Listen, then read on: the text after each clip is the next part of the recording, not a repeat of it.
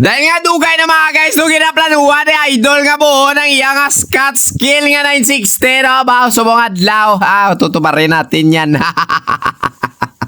At dahil nga mga guys, sapat na mga pisa-pisa na kailangan natin gamiton didre para magtindog ang bike. Ya, syempre, umpisahan na mga guys para at least makita sa mga dagway ninyo nga gwapo-gwapo, bike brown, tas buong aba.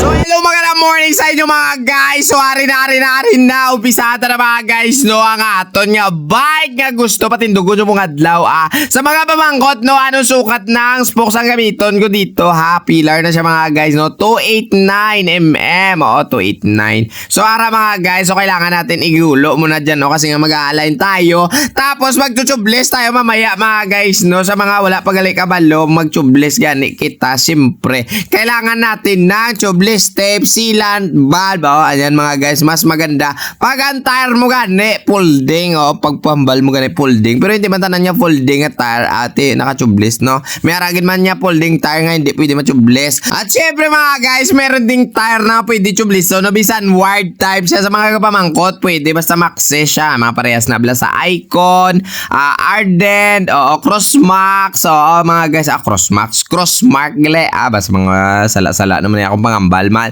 So ayan nga mga guys, siyempre balik na tayo dito kasi nga nag-tubeless tayo, maglagay tayo ng Yakult na green. And then eto na finally na uman, tagit man ang iya wheelset pero igugulo na ni manino ninyo na kay kabalo ka mo. Ang tagiya mga guys, excited na nung nakaraang linggo pa sana. Yan yung problema lang natin nga ne kay si Mana Santa subong na lang ang bali Idol nato ni pasado no ate. Amo na sa sobrang haba mga guys na manubila ni Idol, siyempre not da natin hinimo tana nga 720mm ang handle bar at syempre ang iya nga shifter kag preno igugulo na rin natin kag ang iya grip no para at least magmukhang bike man ang dagway sa animal ya.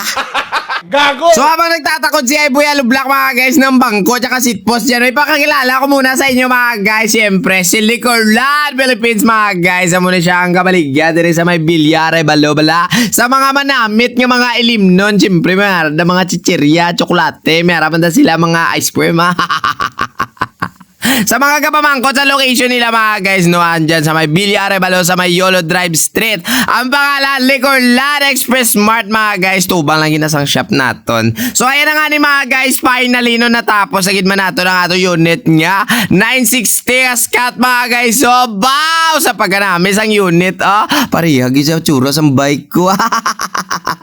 So ito na pala mga guys yung mayari no, si Kuya Idol ba, sobrang galing talaga niya magpili isang bike lah. So pwede na ni sa mga guys mapudupod sa amon ko mag-ride So madamo nga salamat mga guys no sa lahat ng mga followers natin na willing gidya mag-share sa atong video, willing magtapos ang aton video. Thank you so much at shout out na rin dito sa kay Idol about mabike na kita So ayan na, maraming salamat sa inyo mga guys no, dahil si Idol Popole pa kahit hapon naman oras na kami natapos. Thank you so much Imo Dol. And then mambal ko lang halong gipirmi sa pag-ride kag syempre hindi magkalimot sa taas. Aba, di ba la? Thank you, God bless. Paalam na po sa inyong lahat mga guys. And then isa lang yung masasabi ko sa lahat ng ating mga followers. Yari pata.